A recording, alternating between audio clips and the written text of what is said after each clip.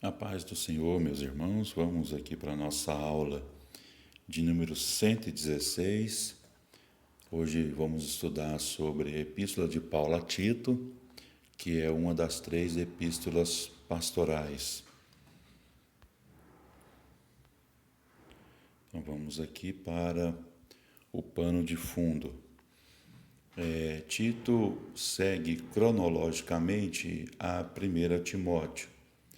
Tendo saído de Éfeso, Paulo foi a Macedônia e talvez navegasse daí para Creta, que visitara na sua viagem para Roma. Nessa ocasião, passou algum tempo ali, mas Tito ficou para completar o estabelecimento da igreja. Provavelmente, Paulo sentia que o tempo era escasso e desejava regressar a Éfeso, pois o apóstolo Paulo fala em enviar Tíquico a Creta em data posterior, conforme a gente pode ler em Tito, capítulo 3 e versículo 12, quando ele diz: quando eu lhe enviar Ártemas ou Tíquico, faça o possível para vir ao meu encontro em Nicópolis, pois decidi passar o inverno ali. O seu objetivo verdadeiro era Nicópolis, onde tencionava invernar. A situação em Creta era desanimadora. As admoestações de Tito, capítulo 2, indicam o que as igrejas necessitavam. Os homens eram relaxados e descuidados, as mulheres idosas eram fofoqueiras e beberriqueiras, e as novas eram ociosas e dadas aos namoricos. Em Tito, os crentes são incitados 5 vezes às boas obras, conforme a gente pode ler nos textos de Tito, capítulo 2, versículo 7, que diz: em tudo seja você mesmo um exemplo para eles, fazendo boas obras.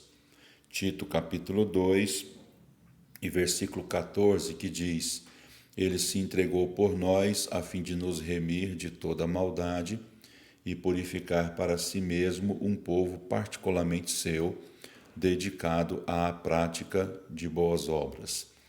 Capítulo 3 e versículo 1. Estejam sempre prontos a fazer tudo o que é bom. Capítulo 3 e versículo 8. Se empenhem na prática de boas obras. Capítulo 3, versículo 14.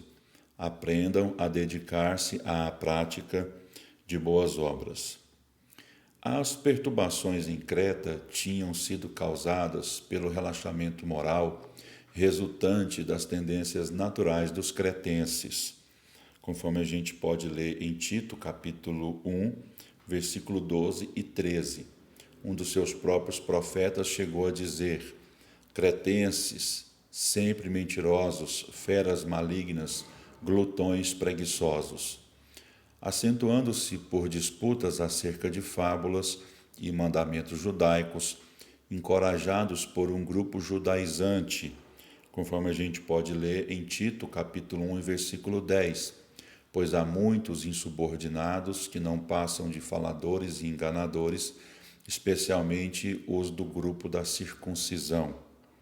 Ímpio, capítulo 1, versículo 16, que diz: eles afirmam que conhecem a Deus, mas por seus atos o negam. São detestáveis, desobedientes e desqualificados para qualquer boa obra. Rebelde, capítulo 1, versículo 10. Provocador de divisões, capítulo 1, versículo 11, que diz: é necessário que eles sejam silenciados, pois estão arruinando famílias inteiras, ensinando coisas que não devem, e tudo por ganância. E mercenário, capítulo 1, versículo 11. Esses judaizantes diferenciavam-se dos judaizantes perturbadores dos Gálatas por ser o seu erro a perversidade moral, enquanto que o dos Gálatas era o legalismo. Essas duas coisas são condenadas por essa epístola. Vamos falar um pouco mais aqui sobre o pano de fundo. Tanto em 1 Timóteo como Tito, foram escritas para aconselhamento para um pastorado difícil. Tito foi companheiro de Paulo durante 15 anos ou mais. Era um convertido gentio dos primeiros dias em Antioquia, conforme está em Gálatas capítulo 2, versículo 1 até o 3. Teria estado com Paulo durante a terceira viagem, pois foi emissário de Paulo durante os dias da rebelião da igreja de Corinto, que ele conseguiu fazer voltar ao caminho da fidelidade, conforme está em 2 Coríntios, capítulo 7, versículos 6 até o 16. Viajou muito na Macedônia para juntar os fundos granjeados por Paulo e tinha a sua cordial aprovação, conforme está em 2 Coríntios, capítulo 8, versículo 16 e o versículo de número 23. Então vamos aqui para o esquema da epístola de Paulo a Tito, ou também o esboço, que está dividido entre saudação, a administração da sã doutrina, a pregação da sã doutrina, conselhos mediante a sã doutrina e saudações finais. Então, o tema da epístola de Paulo a Tito é a sã doutrina. Na saudação nós temos aqui a fonte da sã doutrina. Paulo ele escreve, Paulo, servo de Deus e apóstolo de Jesus Cristo, para levar os eleitos de Deus à fé e ao conhecimento da verdade que conduz à piedade. Fé e conhecimento que se fundamentam na esperança da vida eterna. A Tito, meu verdadeiro filho em nossa fé comum, graça e paz da parte de Deus, Pai, e de Cristo Jesus, nosso Salvador. Na segunda sessão, que fala aí sobre a administração da sã doutrina, nós temos aí o estabelecimento de anciãos, nós temos os falsos ensinadores, que foram aí desmascarados, e vamos observar aqui então o estabelecimento de anciãos. Anciãos é uma referência a presbíteros, pastores e também bispos. A gente pode ler lá em Tito 1, de 5 a 9, as seguintes citações, A razão de tê-lo deixado em Creta foi para que você pusesse em ordem o que ainda faltava e constituísse presbíteros em cada cidade. O presbítero seja irrepreensível, marido de uma só mulher, e tenha filhos crentes. Seja irrepreensível, não orgulhoso, não briguento, não apegado ao vinho, não violento, nem ávido por lucro desonesto. Seja hospitaleiro, amigo do bem, sensato, justo, consagrado, tenha domínio próprio e apegue-se firmemente à mensagem fiel, para que seja capaz de encorajar outros pela sã doutrina e de refutar os que se opõem a ela. Com relação aos falsos ensinadores desmascarados, nós temos a referência, capítulo 1, do 10 ao 16. Vou citar aqui algumas partes desses versos. Pois há muitos insubordinados que não passam de faladores e enganadores, especialmente os do grupo da circuncisão.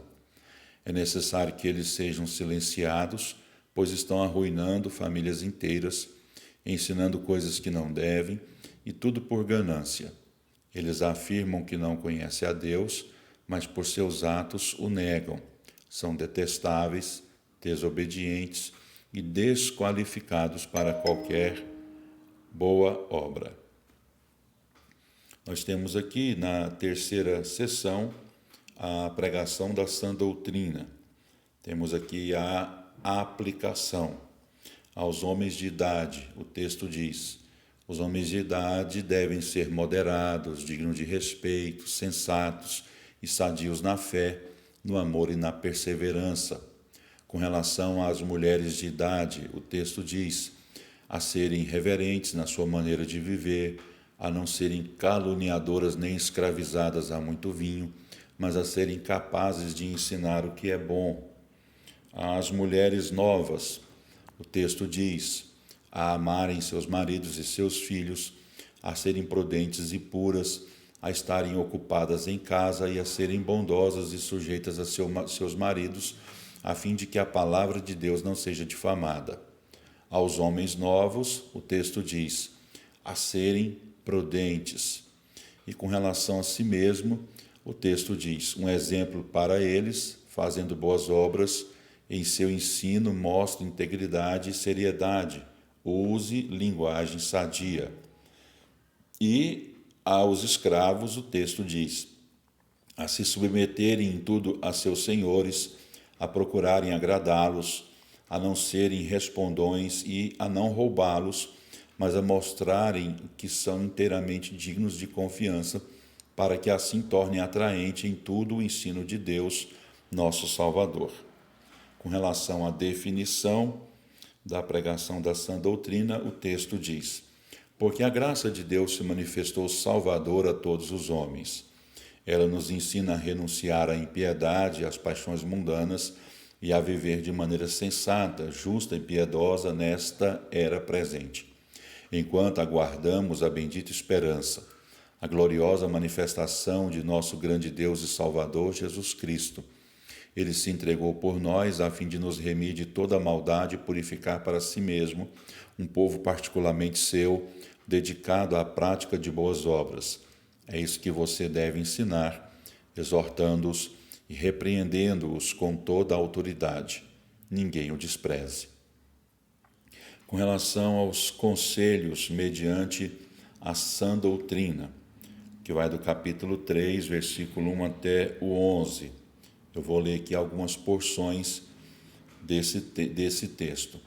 Lembre a todos que se sujeitem aos governantes e às autoridades, sejam obedientes, estejam sempre prontos a fazer tudo que é bom, não caluniem ninguém, sejam pacíficos, amáveis e mostrem sempre verdadeira mansidão para com todos os homens.